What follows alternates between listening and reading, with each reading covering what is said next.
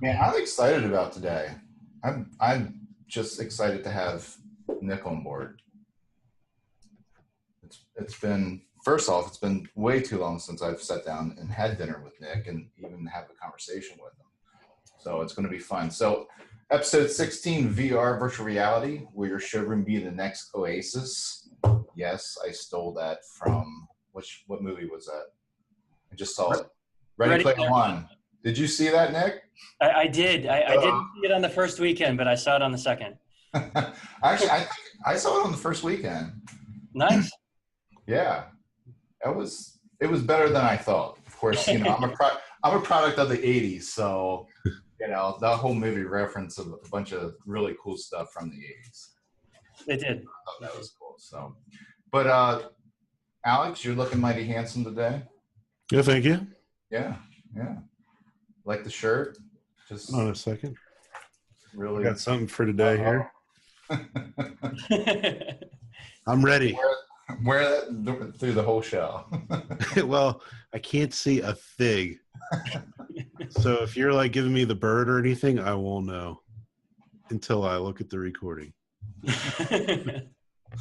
Guess what? You got one. Yeah, it'd be even funnier if you mooned somebody.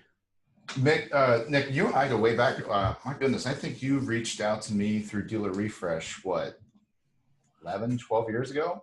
Yeah, from the very beginning. You're the first community that I began to learn automotive in, frankly. Yeah, that was when you were with the Walzer group? It was, yes, very much so. Yeah, see? I try to pretend like I have a good memory. And then from there you went to Ford, or was it Cuneo? It was Cuneo in between. Okay. Yep, and then the Ford, and then Force Marketing. No, AMSI, Terry Taylor was before Force. Oh, okay, all right. And then Force, and then now you've got FlowFound. I do, yes. FlowFound, and your big thing now is virtual reality, which we're going to get into. I'm excited about. Before we do that, Alex, I think we have a sponsor this week. Is it Honker? Yeah, we got a webinar with them coming up on Tuesday.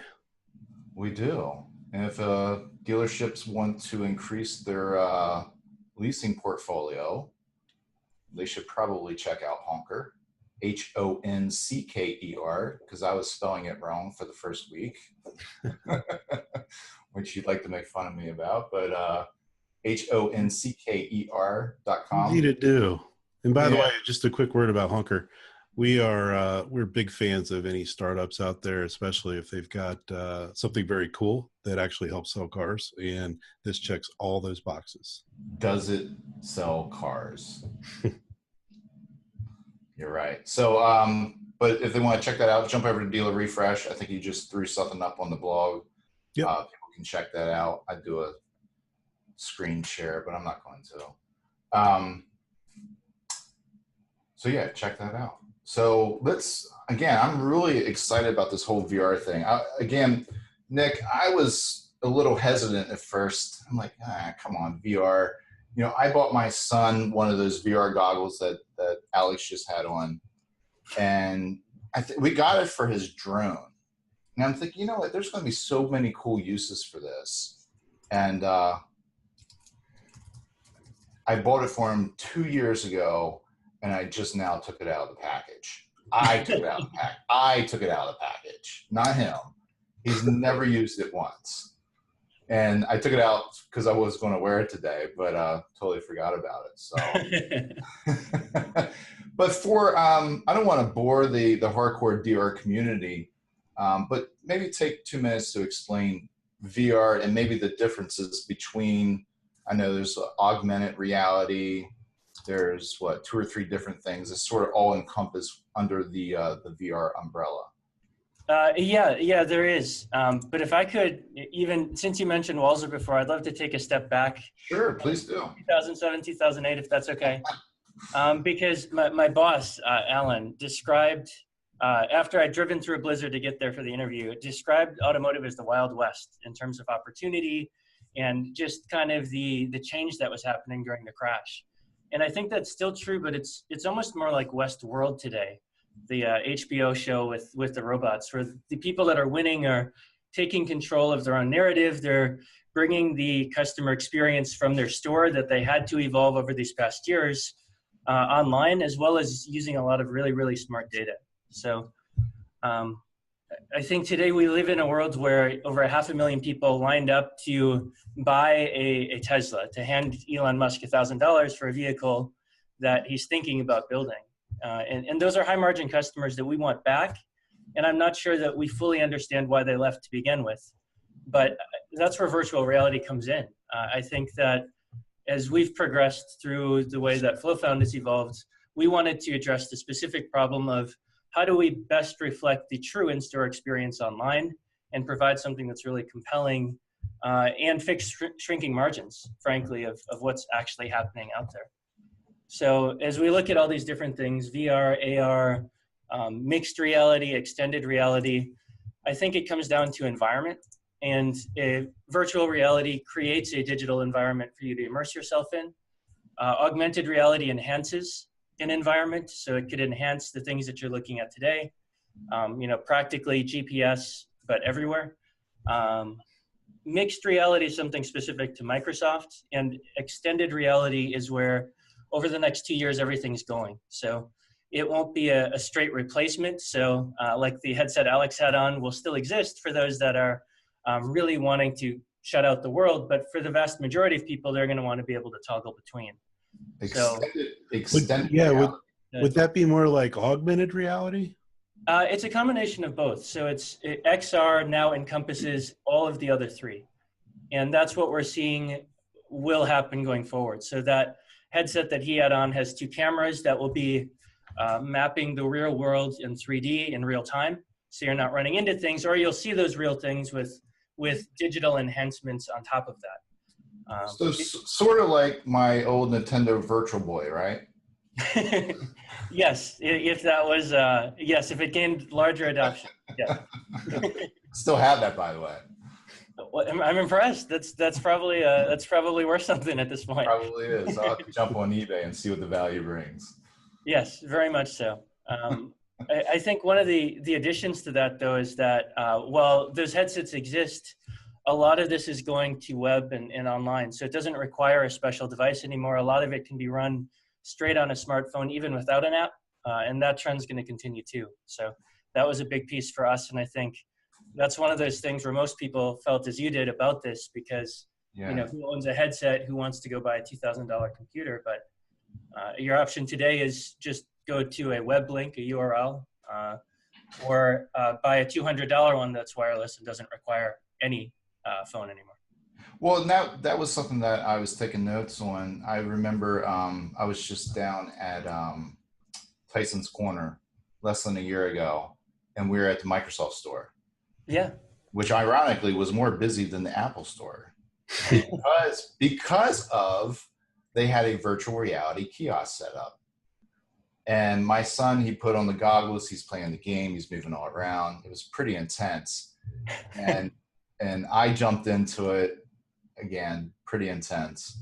And I'm like, all right, me who I am, like, all right, what's this going to cost me? And then the guy like puts up, put a line item up and had everything. I'm like, yeah, I don't have $8,000. You needed a really, just a year ago, one hell of a computer to operate this thing. Yeah.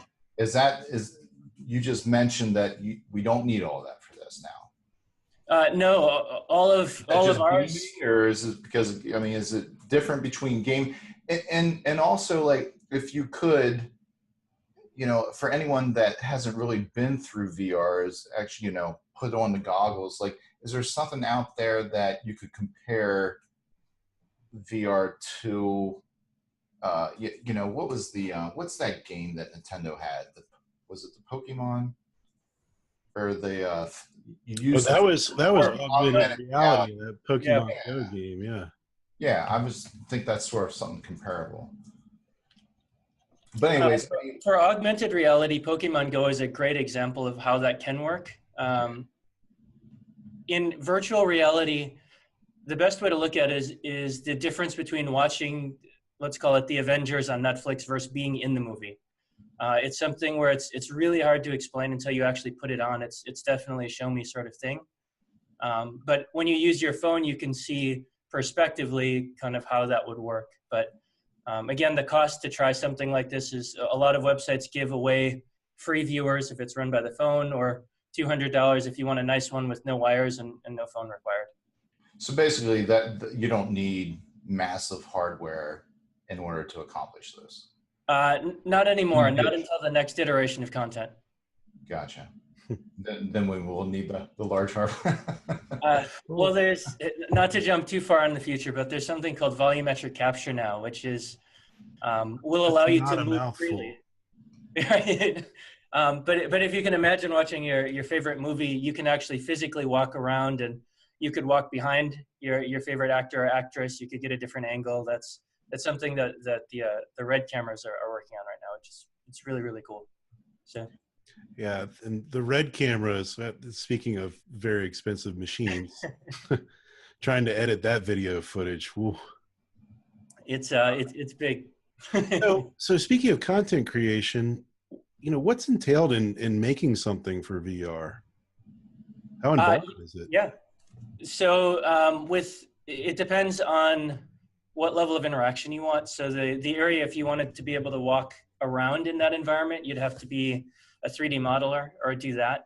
But there's a lot of cameras. There are some that range from as low as $300 all the way up through $40,000 plus in order to do that. So if you want to do something that's like a live event or in a really open space, like a dealership as a whole, that's something where you could shoot it pretty well with a decent camera, $500 to $1,500. If you want to do something at a higher quality and want to have people use it in a headset, that's more complex. So it's definitely possible. We're seeing it on sites like CarMax and Carvana and others that are using that for interiors.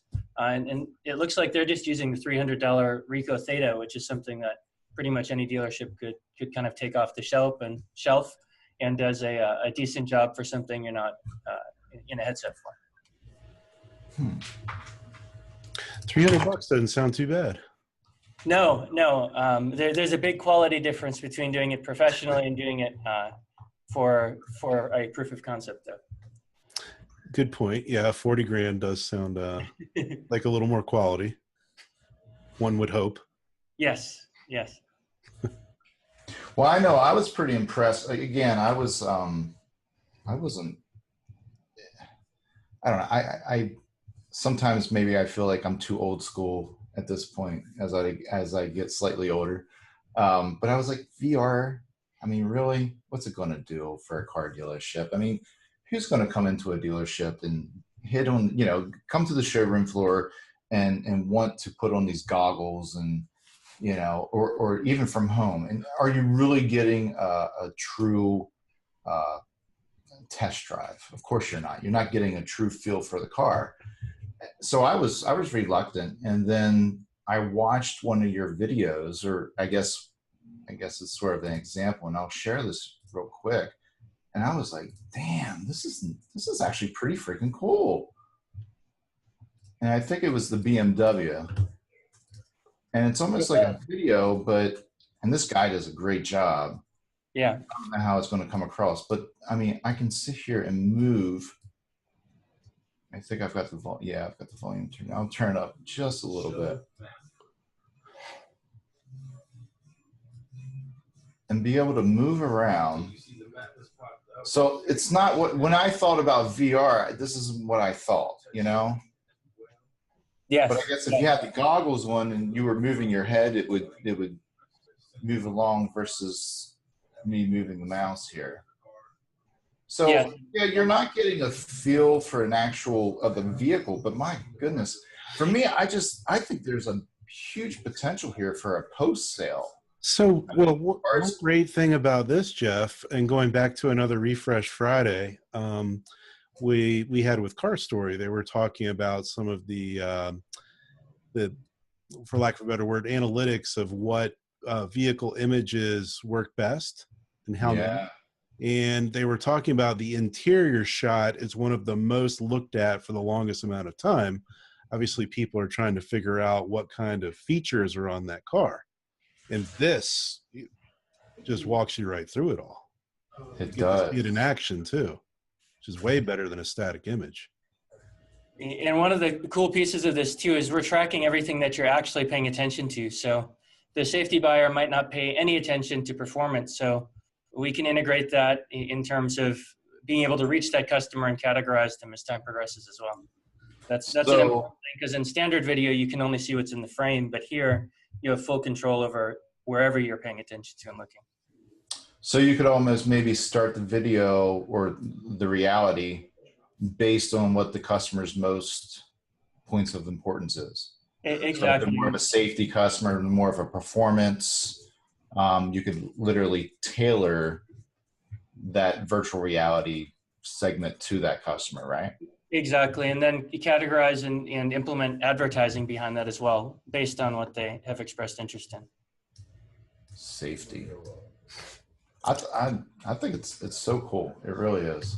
And there's some good ideas popping up on Facebook, and also some shout outs, of course, Nick. You knew that was coming. Kevin Fry gave you a pretty good one. Okay. Yeah, I was talking to Kevin just the other day, and we were talking about you, Nick, and Kevin was like, "It's some really cool stuff. It really is," and he's pretty excited about it as well. We're excited with what we've been working with him. It's innovative. It's exciting. It's really some incredible things. Well, no better group to do it with than him. That's for sure. No. And someone we don't hear from that often. I wish we heard more from him. Our old friend Philip Zellinger. He's goodness. Yeah, he pops up from time to time. And hey, Phil. Every now and then, right? That's right. Hey, but he said, this would be a great tool to use in the service waiting area. Kill some downtime. Ooh, yeah. I agree. Reality trip through the service department as they're working on your car. Absolutely. No, but it'd be good for test drives. And again, I still think the post sale, I don't know. I'm working at a Benz dealership. Things have become very complicated, with technology inside of the vehicle. And I think consumers probably use about 30 to 40%, and that's not a real stat, I'm just throwing it out there, of what the vehicle is capable of on a technology level inside. There's so many things. But then I'm like, you know what? Now we've got this whole voice thing. We got Alexa, that before long, we're just going to sit in our car and we're going to say, turn the heat up, turn the radio up. Car doesn't have that feature yet. Mine doesn't, but I know Mercedes is working on that right now. I mean, you just sit in the car and just tell it what to do, and it just does it. So I'm actually, I don't remember if I mentioned when we started, sorry, but I spent all week in Silicon Valley at the largest convention for augmented and virtual reality, and saw Audi, Porsche, Volkswagen, BMW, and many others speak. Mm-hmm. And one of the slides, and I have a picture, but I don't have it loaded, was the evolution of the infotainment from the past few years. And what you just said is right on. It's spot on from one of the slides that was shown. It's supposed to be all gesture and voice based very, very soon. So much so that people aren't necessarily even supposed to touch it. So how will VR work with that? I don't know that VR would, but Apple just patented something really, really important. It was in relation to self-driving, but it is something I've seen physically here and is really cool, which is augmented reality windshields and windows. So if you think about, if I'm sitting in an autonomous car or a self-driving car or even an Uber, wouldn't it be cool if I felt like I was driving down the beach instead of stuck in traffic, and it was smart enough to detect when I'm moving and doing other things without making me sick. Or even like a head-up display, right? Yeah, or the heads-up display of GPS and landmarks and things you'd be interested in. But it's an interesting concept if it can live up to the expectation. So I'd be driving down by the beach every time I get in an Uber. Well, speaking of VR conferences, you're at one. Yes.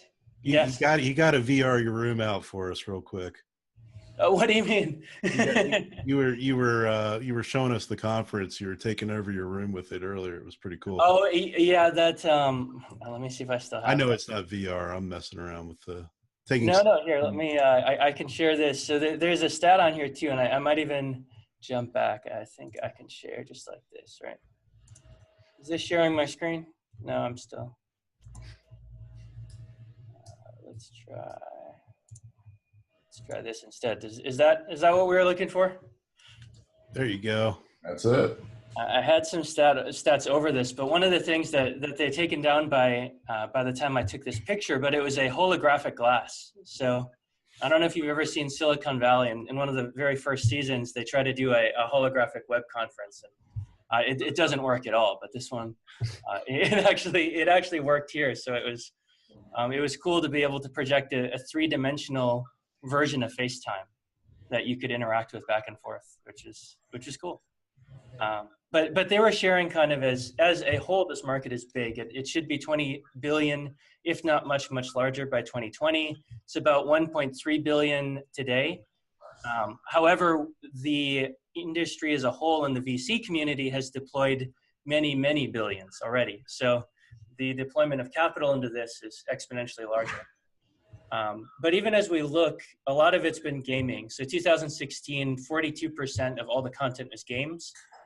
But in 2020, it's almost equal for video and interactive content to games. So video and interactive will actually come out to be 33%, whereas games is only 27%. So as we look at this in terms of will people use it, do they care? That's really important. And yet the biggest takeaway I took back was body language is universal. As cool as this technology is, if it's making you look weird or if it's not integrated to solve a real problem, it doesn't really matter. It's fun once or twice, or it's fun for the kids, but it's not going to move the needle for sales.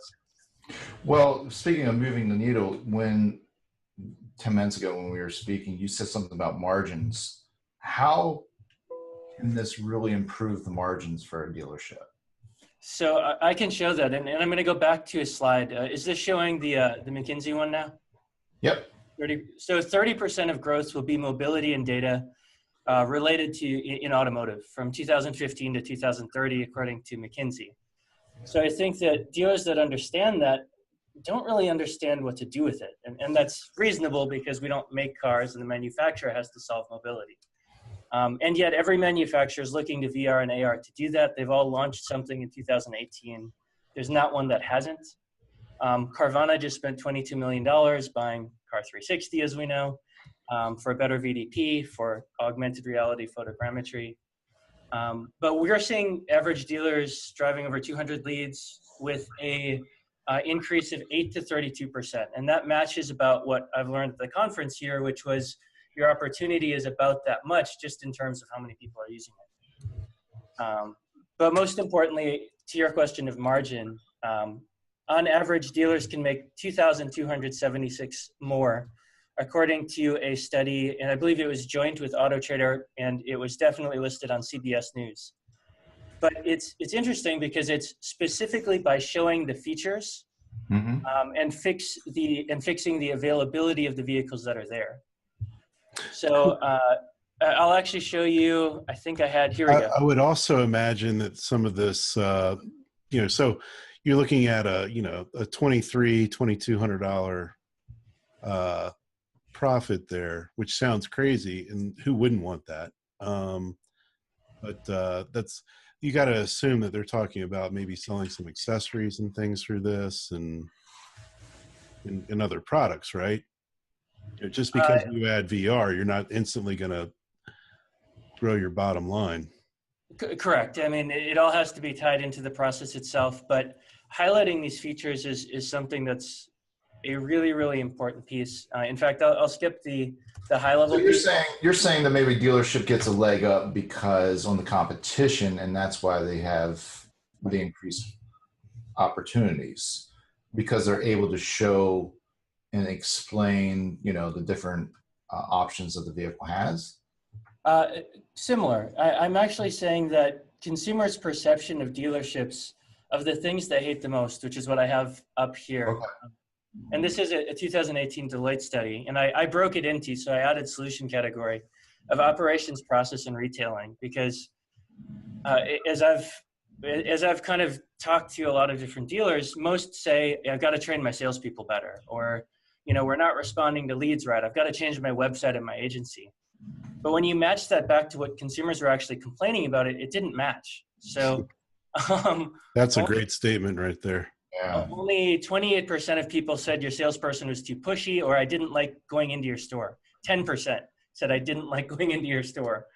However, 30% said I didn't like that you didn't have the availability or stock I was looking for. Second piece, process. Only 10 to 11% of people didn't like the process that they got, the responses. But 15% said, I wished I could have seen those features and technology. And that's where we had that study from AutoTrader and CBS that said, and if you can show that, they'll spend $2,200 more. Wow. And not to pick on anybody, because I know this is an important piece to fix your website and fix your agencies, but only 11% of people didn't like the website or tools that they used on a dealer site. But 57% said it took way too much paperwork and time. So, I don't know if that part's ever going to change for a while. But as we look at that, there's good partners out there for digital retailing. We can't touch that with VR AR. But as we looked at that study in more detail, 61% of shoppers said the right tech is more important than exterior color. That's an AutoTrader study. 48% said the right features were more important than brand or style, specifically vehicle or van, like as in a car versus a van versus an SUV. And then 67% said that safety features were a critical consideration. So as you look at this, that's 30% of people not liking the availability in stock that actually cared more about the features that might be available in the vehicles you have. So that is something that really only VR AR can deliver, because it's just a bullet point on every website right now. That's true. So as we looked at that, we were really excited about that, and looked at a high level and said, if we believe that people will pay more for experience, we believe that people are using their mobile phone and speaking to their phones, then the data is really important. And we also just looked at it realistically and had to face the harsh reality that auto sales dropped by 1.8% in 2017, and yet we spent $11 billion in digital ads. Dealers are expected to spend 13% more this year, and that 2% of growth is what's possible, but 30% in mobility, self-driving, and these data types of things that we think VR AR can help solve that immediate challenge of here's what people don't like. So let's focus on that. Let's deliver a better experience around those things instead of trying to chase a shiny penny. I was just taking notice to the pricing was at 40% on that chart. Oh. Yeah. So what are some of the manufacturers doing? I mean, who's, if there is a manufacturer on the cutting edge of this, what are they doing? Yeah, there's a few. I think Audi's probably been on the most forefront. Infinity's done a lot, BMW, Volkswagen. But it's interesting to see what they're doing. They're very focused on manufacturing, logistics, and providing a virtual reality showroom. So I think it's an interesting question for dealers in the US to consider, since we have a franchise model that works here. Point of reference, Ford was able to make $7 billion, Tesla lost $2 billion. We're really good at selling cars, we're really good at making a profit, and that works here in the US. So to implement a virtual reality kiosk in our dealerships that allows them to build a vehicle we don't have, I think is something we have to look at and understand what our role is from there. So I think the best things that I've seen from the manufacturers is they've released smart glasses that shows the technician exactly how to do the repair. And I think that if you found a company like Covideo or something that could deliver that in real time instead of just a YouTube video, that would be really cool. So you can kind of comment and support or even help set up features. I think that would be a good thing for the manufacturer. We've seen augmented reality owner's manuals from Hyundai, Genesis, Mercedes. Most of the others will probably be releasing something soon. And then again, the manufacturing side. So those are the main places for the manufacturer, I think. They've done much more, but I think in relation to what we could use and what is truly valuable and sticky, perhaps those are the ones that stand out. Yeah, service makes so much sense. Service training, especially when a new model comes out and you're forced to buy all those fancy new tools to fix that particular car. Yes. And they're very yes. cheap tools too. You know. Yeah. I guess before we got live, you said Bosch was at the virtual reality conference. I did. Yes. You know, it's like, why would a parts company be out there? You know, but yes. Sense. Well, I can give you the sneak peek because it's certainly out there publicly now. Essentially, they have the CAD renderings of those parts and can allow some of these new technologies to actually read that. So if you pop the hood on your car, they can pull out those parts. Whether you're a service tech, at which point it would show how to fix whatever the issues are, or if you're at home, even potentially that same technology could be applied there. And I think the same concepts have been applied in some of the owner's manuals. So their customers are able to do some of those simpler types of maintenances at home, and then bring it into the store, or even connect to a technician for the more advanced things that they need to come in for. So I put my dealership hat on. I'm like, well, I don't want the consumer to be able to fix their own car. I want them to come into the dealership. So with some projections around that, maybe some personal projections. I mean, how do you feel how's that going to affect, or how do you see that affecting the dealership on the service side? But then again, I think cars are becoming less complicated, more complicated on one aspect, but again, also less complicated where it's more electronics, you know, hook it up to the VAG tool and just get it fixed. I agree. I think that manufacturers have a unique advantage in that if you can unlock your car, start your car with a mobile app, that's a reason to use it every day and keep it, at which point the owner's manual makes a lot of sense. So I think that's valuable. On that same note, I'm not sure how many people that weren't already going to fix their own car are going to pull up their app to try to fix their car versus driving the car itself. Yeah. Yeah, good point. Yeah, those same people are already on YouTube looking those things up. Exactly. I think so too. So how far away are we from this? Like, I mean, again, to me, this is sort of cutting edge. I know VR has been around for quite some time. But a dealership that wants to implement this is something that they should hold off on or just dive into, something they should be checking out right now. I mean, yeah. I'm like, you know, I'm going to go have a talk with somebody here soon. Yeah. Well, of course, Nick wants to. You'll be getting a call from me. The timing is really good right now. The manufacturers all started, some as early as 2014, but they've all released in 2018. And is it a matter of time before the manufacturers have something that they can hand down to the dealerships? Yes. Where it's compliant. Yeah, the manufacturers are really focused on delivering or creating a delivery experience where you can build whatever dream car you want at home or even in the dealership itself. So I think, again, that's a really good and effective global strategy, but is not as effective in the US franchise strategy where we have the vehicles today that you can drive off the lot for. We can do virtual reality test drives focused on the safety, performance, and features because they solve those top two challenges people have and have been shown to improve margin. Augmented reality can introduce the dealer or general manager to shake your hand, tell you what to buy from there, which is part of that operational experience you don't get normally until you step foot into the store. I know that's something that Kevin is excited about too in terms of preventing price shopping while they're there in the store. You can reach him on social. So as Facebook is kicking these third-party providers out there, again, starting with a lot of groups on our end, each of them has built first-party audiences to understand what types of customers are coming and how to find others like that they own versus are buying from some of those companies that are out like Oracle in October.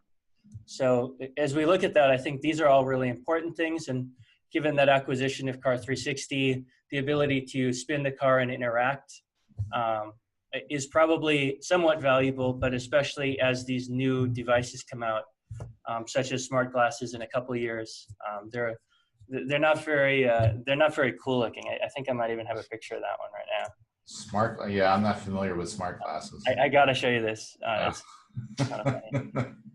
Okay, so this is a company that is by far the best funded out there. Many billions of dollars, Wow. including their most recent fund was by the country of Saudi Arabia. But You sure those aren't Oakleys? I don't know about you, but I don't know that I would wear this all day. Like, I would wear them for a very specific use case, but these will shrink. Ray-Ban is one that is rumored to have something. So this type of technology could roll out in the next 2-3 years. And then all of a sudden it starts to make sense to have these augmented reality scans of vehicles and things like that, where you can turn it. In the meantime, getting down to that VIN-specific used vehicle, exploring that is a cool thing, but definitely needs to be applied intentionally. Those things look scary. I could see something like that, somebody getting away with that socially, on a ski slope. Yeah, that's true. So maybe more from an augmented reality standpoint than a virtual reality. So I was Trees hurt. When I was growing up, we had CD players yet, and the computer for these glasses is identical to a CD player. CD player. I had my 8-track tape. What are you talking about? But this company, they're basically bringing back the CD player on your belt right now. So, like I said, the tech perhaps is a couple years out from being adopted. I had a Walkman. I had my 8-track. I was listening to 8-tracks as a child. I had a Walkman. I missed the 8-track. Yeah, that's all right. You didn't miss anything. Trust me. I don't know. I can't see myself wearing those glasses around, but who knows? But I'm like you. Maybe for a particular time, or you're somewhere and it says, "Hey, put your glasses on," and all of a sudden. I agree. Well, it'll be a fad at first, like Google Glass was, or the Snap glasses, Snapchat glasses. Yes, exactly. The key is integration to the devices we already have, mobile phones, tablets, those types of things. Snapchat had glasses. I'm not talking to myself. My friend Steph. Oh, Stephanie's got to be in there. She's about to be on camera. Say hello.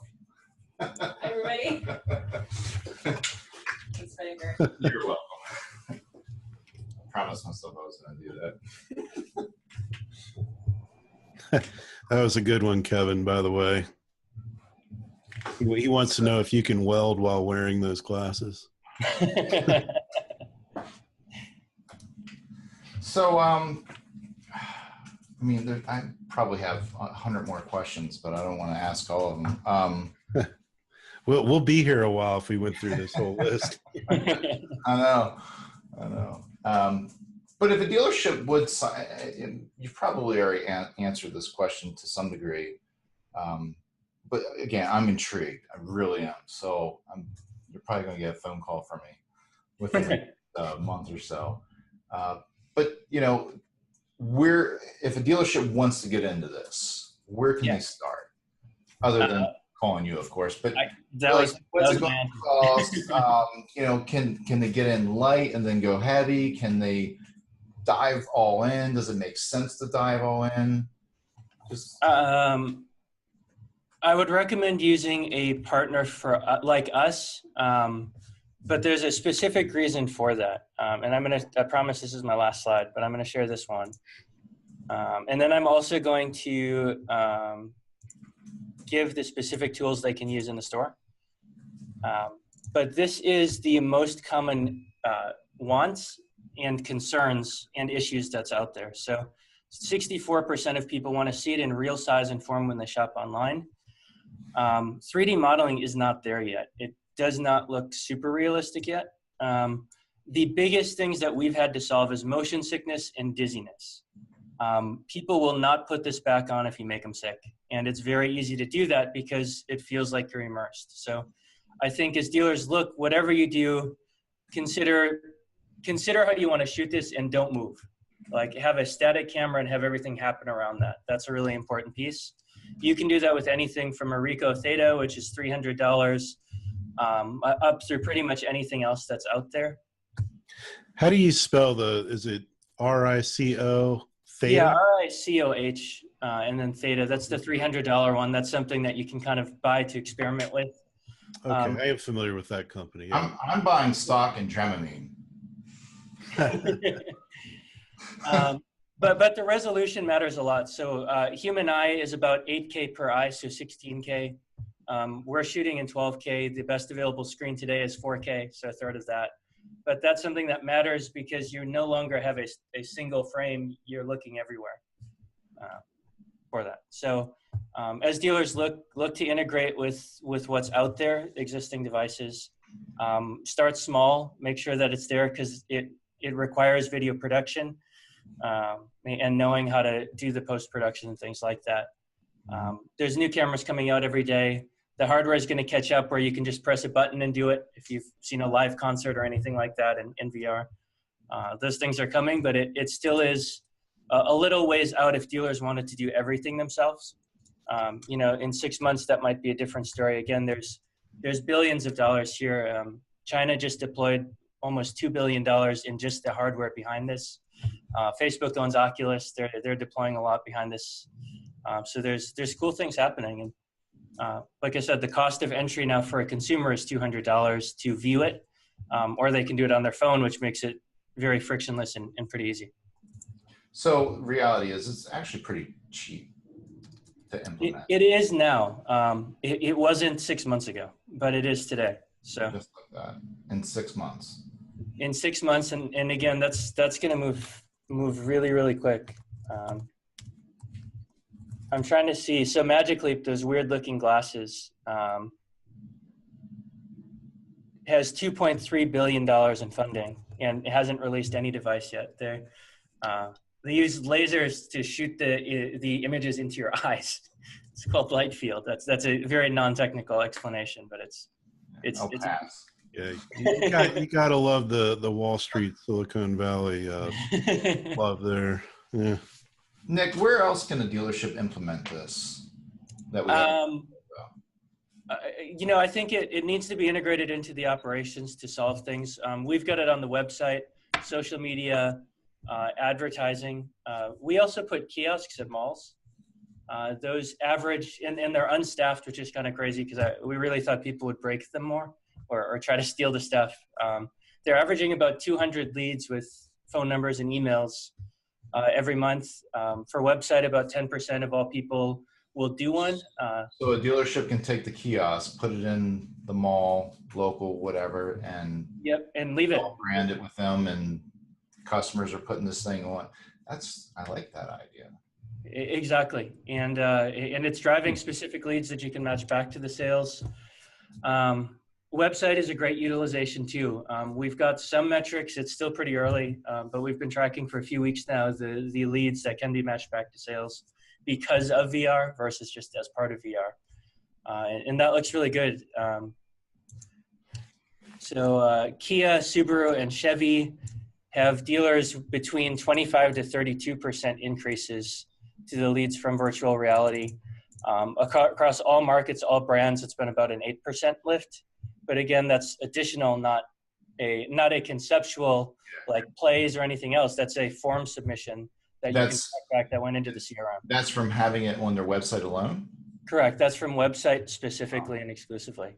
And we've got it broken down further by brand, but geography matters a lot. But just in the past 2 weeks, we've tracked over 1,800 leads so far that have a valid email and phone. And again, those can all be matched back to the sales. Say geography matters. Explain. It's kind of like, I don't know all of the markets yet, but I would assume that the larger the market, metro, more people that understand or have been exposed to it. So, for example, in the more rural markets, people will play the video, but they don't actually turn the phone, even though there's instructions to do that. They kind of stay forward the entire time. So you're probably not going to see this in a Vermont dealership anytime soon. It's all about the infrastructure there. There's some smart folks out in Vermont that might be able to figure it out. There are some very smart people here. Yes, for sure. But there's definitely yourself some included, old right, consumers Alex? here too. What's that? I said yourself included, right? I don't know if I'd be in the smart part. You can put me in the old part. I'm older than you. What are you talking about? Well, yeah, yeah. All right, Nick, this is, very educational. Again, it piqued my interest. It's amazing to have you on board. Again, Thank you for having me. especially looking at our history together. It's so awesome that you're really tapping into a market that it's so cutting edge for us. So I think it's awesome. Look, we've got a few questions to ask you. Of course. What we do before we close up, unless Alex, did you have any more questions for Nick? No, I know. been very eye-opening, Nick. Thank you. Yeah. And if people want any more information, they can jump over to your website, right? Yeah, they can go to. Because I had that video up earlier, and they can find that on your website. They can go to flowfound.com/refresh if they want to see what we've been talking about in a practical example. There's videos of how all of that works, including something we didn't talk about, like the portal, which is kind of interesting. So, but yeah, that's the website there, and of course they can reach out to me directly anytime as well. Just a whole page of education on VR. All right, I've got a few questions for you. You're a tech guy. If I'm not mistaken, you're also a car guy. Yes. Yeah. So what was your favorite vehicle up to this point? Which, if you could go back, maybe you still have it, maybe you don't, but all these years, like, what was the best vehicle that you owned? Oh, that I owned. I actually, I have an Infiniti right now, Q50, that has the 360 camera view. And I live in kind of a blind intersection, and I got completely T-boned and destroyed in it, and walked away with no issues. It was super safe, but I love the technology of the 360 camera in there, and the fact that it was evidently. So you're not a car guy, you're a tech guy. It's fun to drive too. I mean, there's a lot of really cool stuff out there. I also really like BMW's heads-up display. But he's all tech. My wife doesn't let me drive it very often. I jealously follow you on Facebook. And Jealously? Yeah, well, if go follow him on Facebook, you'll be jealous too. You were just over in China with your wife. I was, yes. And I was watching some of the videos and photos that you had put together, and I was like blown away. The place looks amazing. So if there's anyone here watching and they're about to head over to China, what's the one thing that you would recommend that they absolutely have to go visit or go do? Well, the first thing you should do is download Microsoft Translate app, because Google, Facebook, Instagram doesn't work, and nobody speaks English, and neither do I. So I was really nice to my wife. The second thing, I mean, if you're interested in virtual and augmented reality, they're building whole theme parks and things like that. But they, from a hardware perspective, have taken this light years ahead of where we are. It's multiplayer. I played something in a 10x10 room where I felt like I ran a marathon.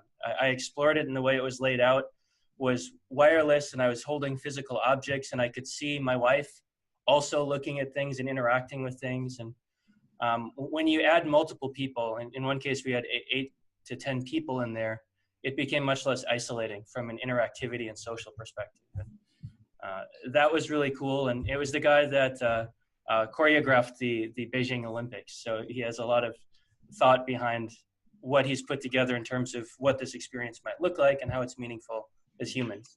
That's cool. So what's so that I looked at that. It was called So Real. It's a very cool arcade, and there's everything from movie theaters to interactive areas. But the truly cool thing is do the room, the 10x10 room, where you can walk around it, because it feels like you've explored an entire city and area, but you've stayed in that room the whole time. So what I hear you so no Great Wall, none of that stuff. Just go to the VR theme park. Hold on a second. You said arcade. I did say arcade. Arcade's going to have a comeback. I don't think here. There's a lot of infrastructure for internet cafes and things like that in Asia and Europe and areas like that. We don't really have that here anymore because we have consoles and things like that. You'll see destinations, but it'll be, I think, more kind of what we've provided, like a kiosk destination as part of an existing exhibit, not a full-on exclusive exhibit. So you watch Ready Player One. Is that truly the future? I love Ready Player One because they showed what the technology is today in terms of how it appears. We've got a ways to go in terms of filming content of that quality and being able to truly explore, but we're going to see our lives enhanced first. It'll be XR in terms of me being able to sit in a room with both of you and maybe look up random information about you from your social profiles at the same time, or me being able to drive in my car and my windshield is showing the GPS, or is showing me the beach instead of being stuck in traffic. We're going to see interim steps, just like in auto. We're not going to jump from owning a Mustang to jumping into Uber or Apple's self-driving car. Like that's going to take years or decades to build infrastructure. So they'll blend. It'll be, what is the problem? And is this problem big enough and helpful enough in AR, VR? Those are the things that stay. I'm scared. Alex, you got next two questions? One? Let's see. Oh, I have one for you. Because Microsoft seems, and maybe I'm wrong, more immersed in VR, are you an Apple guy or? I am, so I have an iPhone and an Android, so we can test our development stuff. Yeah, but which one do you use? Right. I use the Android more. I'm mentioned Microsoft quite a bit. Did I? Yeah. Yeah, I mean, the big players in this space, Apple will have smart glasses, rumored to be in 2-3 years. And of course the windshield patents and things like that. So they're going heavy augmented. Microsoft is with the iPhone X too. Yes. That was a big. I have one, and I use the augmented reality that phone does as often. You got the X or the 10? Whatever. It's a V up and a V down, whatever that is. But Apple and Android both have competing software that's supposed to be able to do this right now. So we'll see whatever standard comes forth. I think it'll probably be web-based though, ultimately. Awesome. Well, Nick, we really appreciate your time today. Thank you. I appreciate chatting and catching up. Thanks for joining us from a hotel room at a conference. Anytime. Very awesome. If you're not already subscribed to DealerRefresh, you can watch this on Facebook Live, of course. You can also jump over to our YouTube channel, subscribe to that as well. And we'll be back here next Friday at the same time.